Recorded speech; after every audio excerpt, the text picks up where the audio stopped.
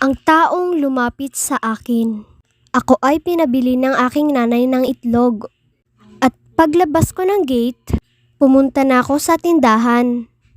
At pagkatapos kong bumili, merong isang kakaibang tao ang lumapit sa akin.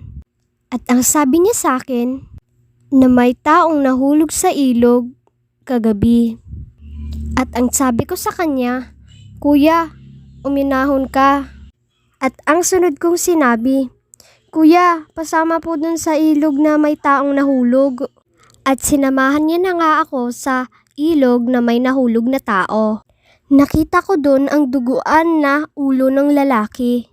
At parang namumukaan ko din na parang kamukha niya yon. Kaya sinubukan kong tingnan yung nagsabi sa akin nun. At paglingon ko dun sa nagsabi sa akin na may nahulog na tao dun sa ilog, biglang naglaho.